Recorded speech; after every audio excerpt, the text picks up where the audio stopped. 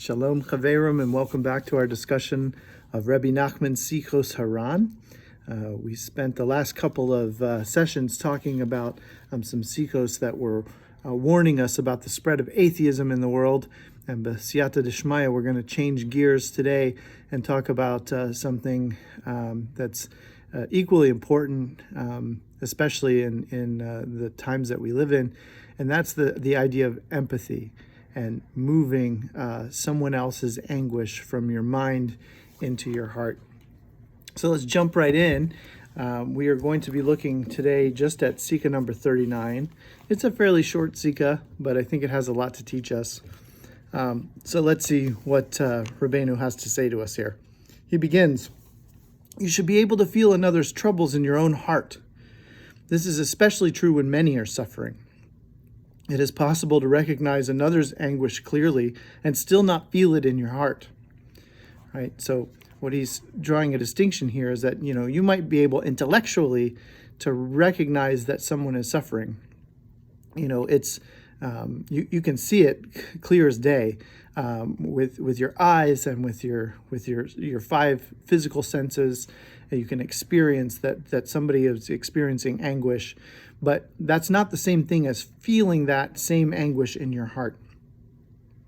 Continues Der Heilige Rebbe, when an entire community is in distress, you should surely feel its agony in your heart.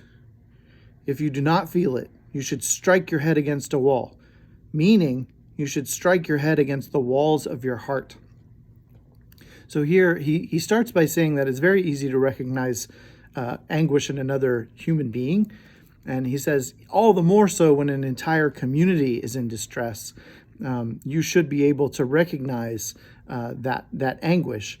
And he says that you should feel that agony in your own heart, even though you're not the one experiencing whatever the circumstance is that's giving rise to this distress. You should feel that in your own heart. And he says, if you don't feel it, this is an interesting idea. He says you should strike your head against the wall, meaning you should strike your head against the walls of your heart. And now Rabbi Nachman is going to explain what he means by that. So he starts by quoting a pasuk from Devarim. He says, this is the meaning of the verse. You should know this day and take it to your heart.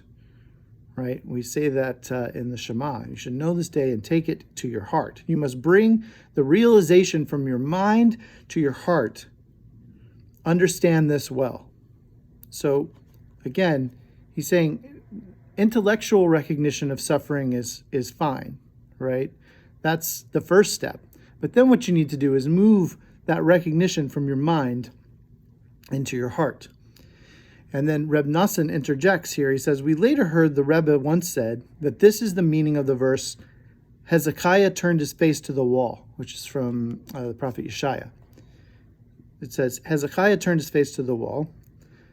Reb Nassan explains that Rabbi Nachman had brought down that the face that he turned, that Hezekiah turned, was his mind, and that he turned it to his heart, that he was bringing it inside the walls of his heart.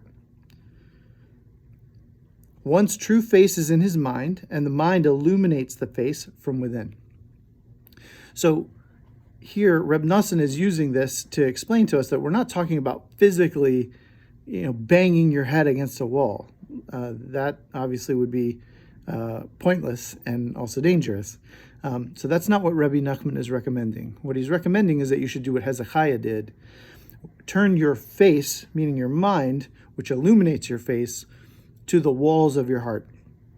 Look inside your own heart and move the anguish that you're seeing in others from your mind into your heart.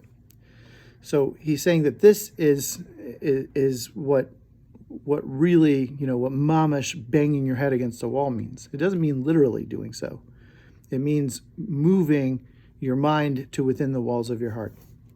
Now, obviously, our community has experienced lots of anguish this year, unfortunately, as recently as the tragedy in Surfside with the building collapse that disproportionately affected the Jewish community. We've had lots of losses from COVID-19.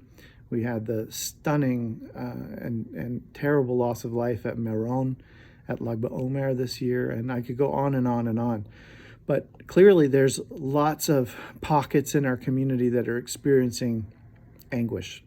And here, Rabbi Nachman is advising us that when we see a community in distress, we should feel their agony in our hearts, and we should take a personal inventory. And if we don't really feel it in our hearts, if we're just experiencing it academically or cerebrally in our minds, that we need to do something about that. And we need to force ourselves to move that anguish from just a cerebral recognition into actually feeling it in our own hearts.